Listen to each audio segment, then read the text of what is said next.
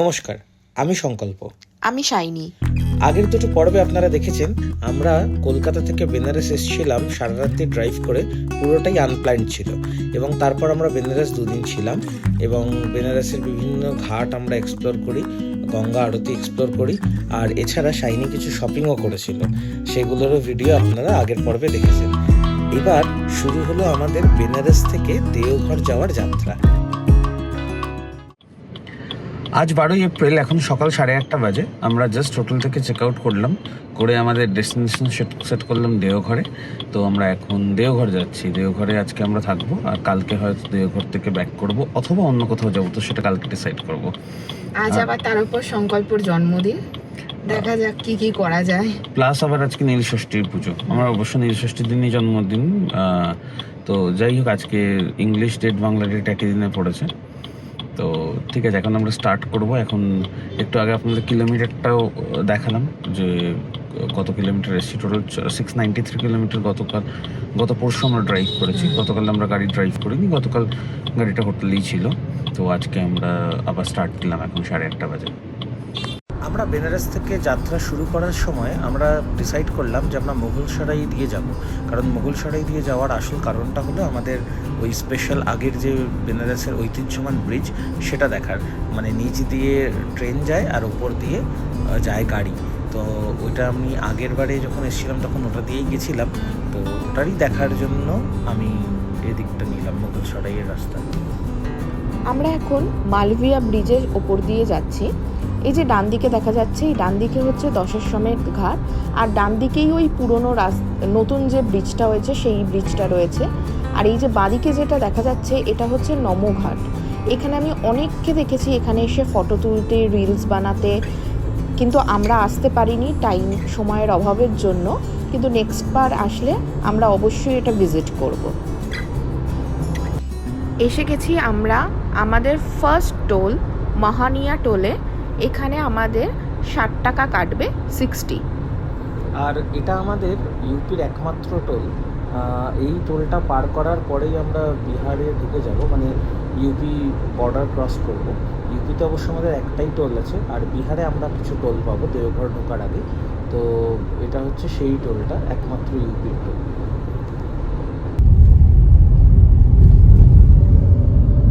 এই রাস্তাটা পাটনা চলে যাচ্ছে, ওদিকের রাস্তা। আর আমরা সোজা হাজারিবাগের রাস্তা ধরেছি। যদিও পাটনা দিয়েও যাওয়া যায়, একই রাস্তা, একই সময় লাগবে। তাও আমরা এই রাস্তাটা ধরলাম কারণ এটা ন্যাশনাল হাইওয়ে 19 রাস্তাটা অনেক চওড়া, অনেক জায়গায় বেটার আমরা স্পিড তুলতে পারবো, সেই জন্য।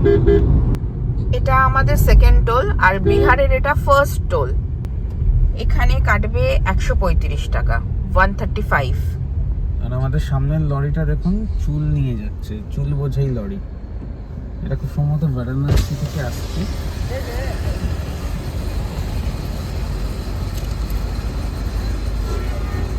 কত চুল!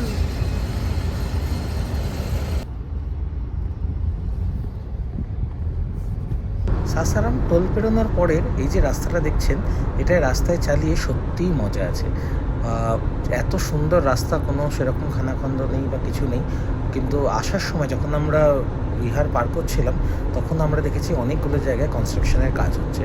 পাশ থেকে দেখুন কি সুন্দর পাথর কেটেছে, পাহাড় কেটে রাস্তা হয়েছে, এবং বাঁদিকে ডানদিকে বিভিন্ন জায়গাতে ছোট ছোট টিলাও দেখা যাচ্ছে। আর গোটা রাস্তাটা এখানে বিহারের এই দিকটা, মানে যেটা বেনারস থেকে আপনার কলকাতার দিকে যায়, সেই দিকের রাস্তাটা বেশ ভালো। যদিও বা উল্টো দিকের রাস্তাটায় অনেকগুলো আমরা গর্ত, খানাখন্দ এগুলো পেয়েছিলাম। আর কিছুটা এগোতেই দেখুন বাঁদিকে সোন নদী দেখলাম। সোন নদীর ওই দিকে আরেকটা ব্রিজ আছে, যেটা থেকে আমরা দেখতে পাচ্ছি যে একটা ট্রেন পাস করছে। সত্যি খুব সুন্দর লাগে দেখতে। মাঝে মাঝে মনে হয় এই রকম দৃশ্য যেন চুপচাপ দাঁড়িয়ে দেখি যে অন্য আর একটা ব্রিজ থেকে ট্রেন যাচ্ছে। আমরা এখন অন্নপূর্ণা ফ্যামিলি ধাবা বলে একটা রাস্তায় ধাবা ছিল, এটা শিবগঞ্জের কাছে। শিবগঞ্জ হচ্ছে বিহারের যে ঔরঙ্গাবাদ আছে সেইখানকার শিবগঞ্জ জায়গায় আমরা আছি। ধাবাটা মোটার ওপর ঠিক আছে, নর্মাল একটা রাস্তা, রোড সাইড ধাবা। তো আমরা এখানে অর্ডার দিয়েছি, আমি দিয়েছি আলুর পরোটা, আর পালক। তো আমরা এখন এটা খাবো, খেয়ে আবার স্টার্ট দেবো। এখন সময় হচ্ছে অ্যারাউন্ড 12টা 12:30 বাজে। তো এক্সপেক্টেড আমরা 7টা নাগাদ ঢুকে যাব দেওঘর। এটা আমাদের বিহারের সেকেন্ড টোল, আর ওভারঅল থার্ড টোল, আর এটা 85 কাটবে। সামনের কাপড়টাকে কিভাবে লাগিয়েছে, পলিথিনটাকে, এইগুলো দেখলেই ভয় লাগে, আর রীতিমতো উড়ছে।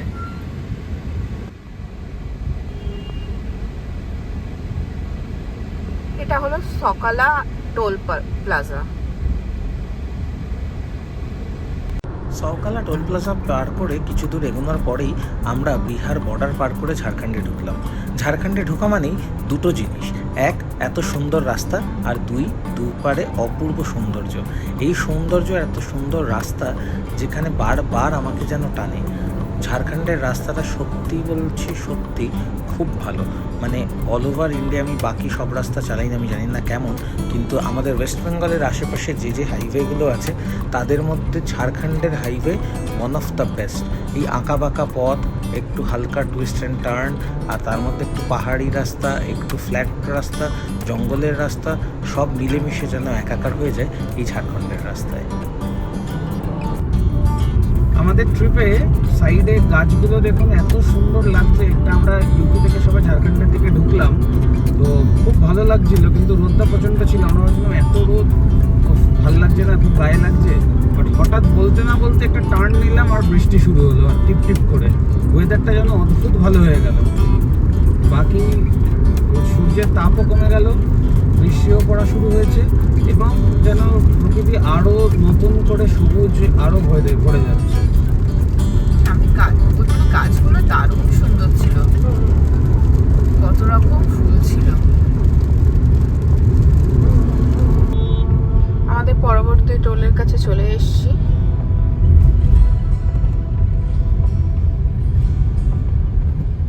আমরা এখন ধানবাদের ঢোকার মুখে, তো আমরা একটা হল্ট নিয়েছি। হল্ট কেন নিয়েছি? কারণ এই যে আখের রস, আমরা একটু আখের রস খাবো।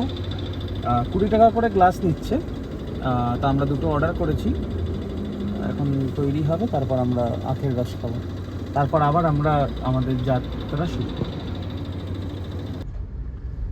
যতগুলো জায়গাতে হাইওয়ের কনস্ট্রাকশন হচ্ছে পাশে ফ্লাইওভারের, তো আমরা সাইডের রাস্তাটা দিয়ে আসছি সার্ভিস লেন দিয়ে, কিন্তু প্রত্যেকটাতেই এই সামান্য বৃষ্টিতেই মোটামুটি জল জমে গেছে চারদিকটায়। এবার সেই জন্য, আর তাছাড়া জ্যামও আছে, গাড়ি রাস্তার অবস্থাও খুব খারাপ এই পার্টিকুলার জায়গাগুলোতে।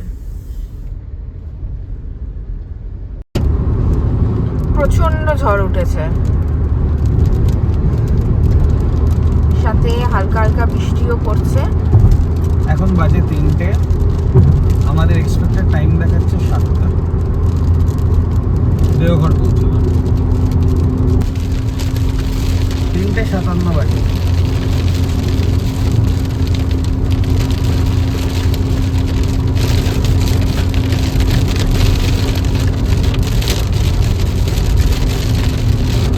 প্রচন্ড বৃষ্টি। ধানবাদ, আসানসোল। আমরা আবার একটা টোলে এসে গেছি। এই টোলের চার্জ হচ্ছে 125 টাকা, 125। বেনারস থেকে কলকাতা যাওয়ার দিকে ডুমরি থেকে আমাদের বাঁদিকে নিতে হতো, কিন্তু ওখানে কোনো সাইনবোর্ড না থাকার জন্য আমরা ওই জায়গাটা মিস করে যাই। আমরা মিস করে সামনে থেকে আবার ইউটার্ন নিয়ে তারপর ডুমরি দিয়ে দেওঘরের রাস্তাটা ধরি। আমরা দেখলাম আমাদের মতো অনেক গাড়ি সেম কাজটা করেছে, অনেক গাড়ি ভুল করে এগিয়ে গেছে, আবার ইউটার্ন নিয়ে ডুমরি দিয়ে ঢুকছে। এই ডুমরির রাস্তাটা দিয়ে জামতারা যাওয়া যায়, কিন্তু আমরা পরেশনাথ পাহাড় দিয়ে দেওঘরে চলে যাব। এই যে আমরা পরেশনাথ পাহাড়ে উঠছি, এই পরেশনাথ পাহাড় দিয়েই আমরা দেওঘরে পৌঁছে যাব। চারপাশটা কত সুন্দর, কিন্তু আকাশে পুরো ভর্তি মেঘ। এরে সামনে ঝড়ও উঠে গেছে, এই মনে হচ্ছে যে আবার আমরা এখানে প্রবল বৃষ্টি পাবো, কিন্তু বৃষ্টি না হলেই ভালো, তাহলে আমরা সাবধানে পৌঁছে যাব। কিন্তু যা অবস্থা আশেপাশে দেখে মনে হচ্ছে যে বৃষ্টি অবশ্যই হবে।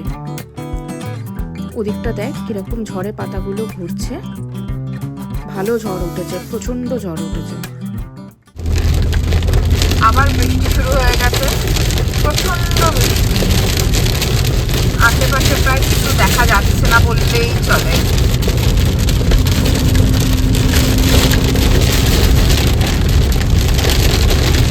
অপূর্ব লাগছে সিনেমাটা, অপূর্ব।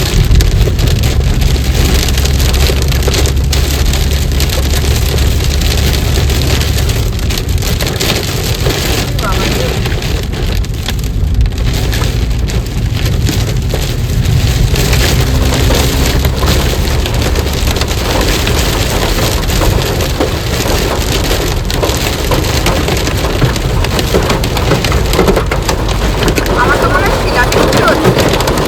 আরে হ্যাঁ, শিলাবৃষ্টি হচ্ছে।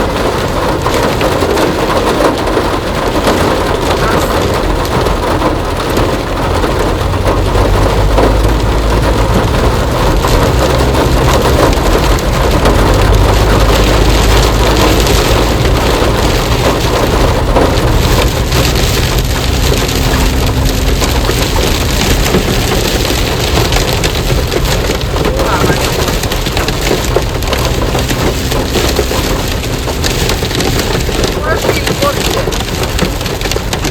আমার মনে হয় সাইডে লাগানোটাই ভালো। প্রচুর বড় বড় শিল পড়ছে। আর গাছের তলায় দাঁড়াবো।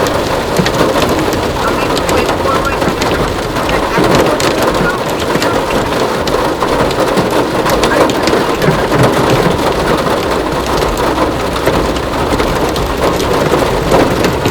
শুধু বৃষ্টি হচ্ছে না, শিলাবৃষ্টিও হচ্ছে। আমি দেখাচ্ছি শিলাবৃষ্টি। আচ্ছা এই যে দাঁড়ান, যা নেমে গেছে ওটা। প্রচন্ড বৃষ্টি পড়ছে।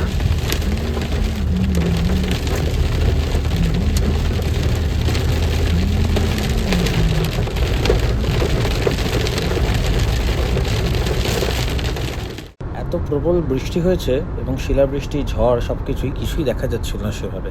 আমরা আগের গাড়ির হেডলাইট দেখে এবং ইন্ডিকেটার লাইট দেখেই পেছন এগোচ্ছিলাম। আমরা 5 মিনিটের বেশি দাঁড়াইনি, তারপরেই আমরা স্টার্ট দিয়েছি। এখন 6:28 বাজে। আমরা ওই 6:10 নাগাদ একটা ধাবা দেখে সাইডে দাঁড়িয়েছিলাম। তো আমরা 2 কাপ চা খেলাম, একটু আন্ডা ফ্রাই খেলাম আর বয়েলড এগ খেলাম। তো সেটা খেতে খেতে এখন বাজে 6:30। আমরা এবার স্টার্ট দিলাম। আর 1 ঘন্টা লাগবে আমাদের হোটেলে পৌঁছতে। আমরা যে হোটেলটা বুক করেছি সেটা হচ্ছে মা লক্ষ্মী হোটেল। সেটা আপনার বৈদ্যনাথ টেম্পল থেকে মাত্র 800 মিটার দূরে। তো ওদের পার্কিং ফেসিলিটি অ্যাভেলেবেল আছে। তো এখন আমরা পৌঁছচ্ছি ওই রাস্তাতে। অন্ধকার হয়ে গেছে, 6:30 বাজে। তো কোনো রাস্তাতে এমনি আলোও নেই। বাট যাই হোক, একটু ভালোই হয়তো জার্নিটা হবে। রাত্রিরে চালাতে আমার পার্সোনালি বেশ ভালোই লাগে। শাইনি কেমন লাগছে? রাস্তাটা বেশ ভালো, কিন্তু একটু ভয়ও লাগছে। চারপাশটা দেখে পুরো অন্ধকার, অজানা একটা রাস্তা। দেখা যাক কতক্ষণে আমরা পৌঁছাই। রোড এই আমরা বাঁদিকে বেঁকবো। বাঁদিকে হচ্ছে দেওঘর আর দুমকা যাওয়ার রাস্তা। আর সোজা গেলে আমরা মধুপুর পৌঁছে যাব। আমরা এখন বাঁদিকটা নিলাম। আর জেনারেলি কলকাতা থেকে একবার আগে আমি এসেছিলাম, তখন আমরা মধুপুর হয়ে তারপর এই দেওঘর ঢুকেছিলাম।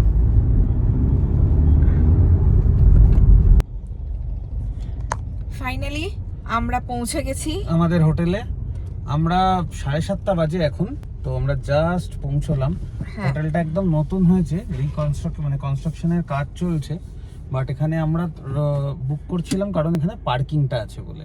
তো আমরা জাস্ট এলাম 7:30। 9টার সময় মন্দির বন্ধ হবে। তো আমরা 1.5 ঘন্টার সময় আছে। আমরা জাস্ট ব্যাগ রাখবো, রেখে মন্দিরের জন্য বেরোবো।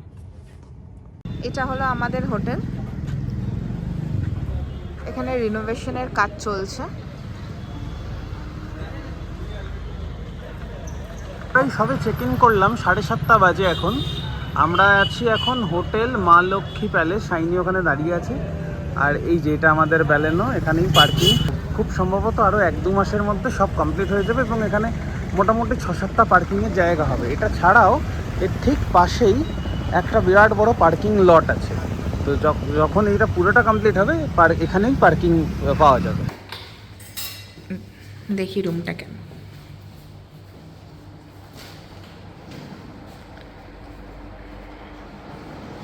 মোটামুটি সবই অ্যামিনিটিস দেওয়া আছে। এখানে টিভি, এটার পেছনে উইন্ডো, এখানে হচ্ছে মিরর উইথ কাভার্ড। আচ্ছা, এদিকে আছে হচ্ছে ওয়াশরুমটাও একবার দেখিয়ে দিচ্ছি। বেশ সুন্দর কিন্তু ওয়াশরুমটা।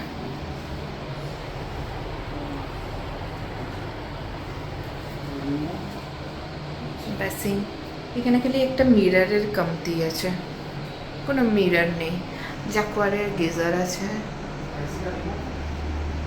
Each and everything neat and clean, ভালো। थोड़ा पहले खा के आए रास्ते में खाना, अगर रात को जाएगा तो बगल में ही रेस्टोरेंट है।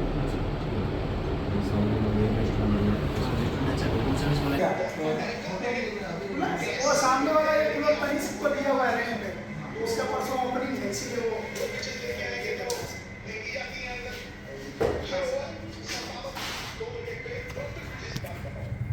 अभी आपने এটা এদের বেসমেন্ট পার্কিং হচ্ছে। আমরা এদিকের গেটটা দিয়ে ঢুকেছি। এখন বা ভেতরে ঢুকতে দেবে না গর্ভগৃহে, কিন্তু শুধু ছুতে দেবে। আমরা এই ভেতর দিয়ে এখন যাচ্ছি।